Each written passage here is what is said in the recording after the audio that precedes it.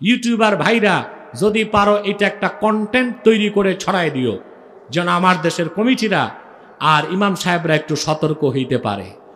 ইমাম সাহেবরা জানে না তা না, জানে কিন্তু বলতে পারে না, ঠিক কি না? ইমাম যখন জুমার দিন মসজিদের মিম্বরে বসে যাবে, মুসল্লিদের নামাজ পড়া জায়েজ নাই, তেলাওয়াতও জায়েজ নাই, সালাম দেওয়া জায়েজ নাই, সালামের জবাব যে ওয়াজিব সেটাও জায়েজ নাই। ইমাম যখন মিম্বরে বসে যায় তখন কিনা আমার দেশের কমিটির সভাপতি আর সেক্রেটারি বড় সুদখোর আর বড় ঘুষখোর ইমাম সাহেব থেকে মাইক নিয়ে ইমামরে বসায়া পঞ্চায়েতের কথা বলে। এটা জায়েজ না? না জায়েজ? ওই নেতা একটা এসে মাইক নিয়ে বলবে আমারে ভোট দিয়েন, জায়েজ না? না জায়েজ?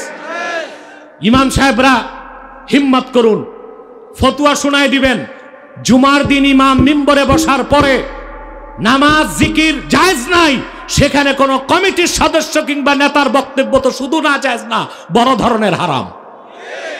আমাদেরকে বলে আমরা ধর্ম ব্যবসায়ী। না, মুসলমান ধর্ম ব্যবসায়ী হয় না, বরং ইসলাম ধর্মের জন্য জীবন উৎসর্গ করতে প্রস্তুত থাকে। তবে মুসলমানের ব্যবসা তাদের মালিক আল্লাহর সাথে।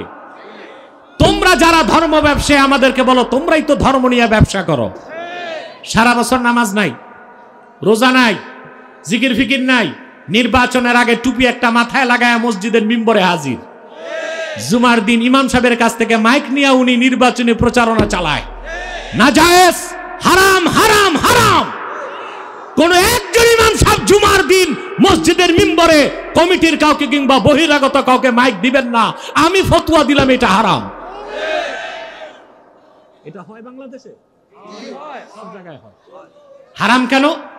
হানাফি, মালিকি, শাফি, হাম্বলি চার মাযহাব একমত। ওয়া ইযা সাইদাল ইমামু আলাল মিম্বার লা সালাতা ওয়ালা কালামা ওয়ালা সালামা ওয়ালা রাদ্দাস সালাম। ইমাম যখন জুমার দিন মসজিদের মিম্বরে বসে যাবে, মুসল্লিদের নামাজ পড়া জায়েজ নাই, তেলাওয়াতও জায়েজ নাই, সালাম দেওয়া জায়েজ নাই, সালামের জবাব যে ওয়াজিব সেটাও জায়েজ নাই। ইমাম যখন মিম্বরে বসে যায় তখন কিনা আমার দেশের কমিটির সভাপতি আর সেক্রেটারি বড় সুদখোর আর বড় ঘুষখোর ইমাম সাহেব থেকে মাইক নিয়ে ইমামরে বসায়া পঞ্চায়েতের কথা বলে। এটা জায়েজ না? না জায়েজ?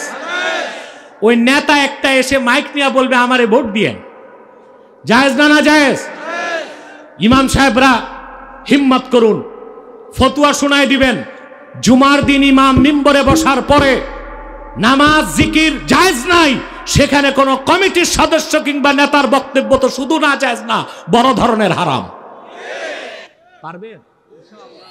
ইমাম সাহেবরা তখনই পারবে মুসল্লিরা যখন সঙ্গে থাকবেন। কিন্তু আমার দেশের ইমামের চাকরি যেতে টাইম লাগে না।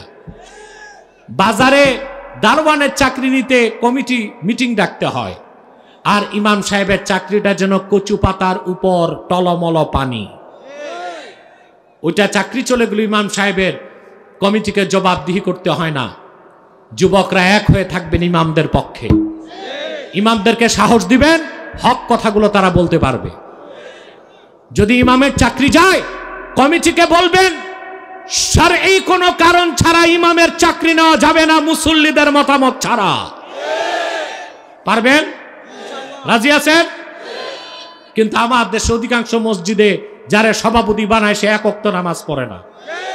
জীবনে একবার বাবার জানাজার নামাজটা পড়ছে, আর নামাজ জীবনেও পড়ে না। যে সেক্রেটারি দেখা যায় সে সাবেক দারোগা, বড় সুদখোর বড় ঘুষখোর, দায়িত্ব নিয়ে বসে আছে। ইমাম সাহেব মিম্বরে এতিমের মতো বসে থাকে, কি ওয়াজ করবে বেটা, দোয়া ইউনুস পড়তে থাকে, কখন চাকরি যায়। ঠিক কিনা?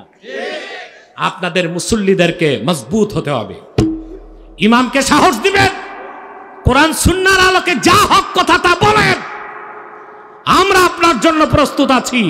পারবেন তো ইনশাআল্লাহ? তাহলে এই ফতোয়াটা মনে রাখবেন, ইমাম মসজিদের মিম্বরে বসার পরে পঞ্চায়েতের কমিটির কোনো কথা চলবে না, কোন নেতার বক্তব্য চলবে না। হ্যাঁ, জুমার নামাজ সালাম ফিরানোর পরে চলবে, কিন্তু সালাম ফিরানোর আগে চলবে না।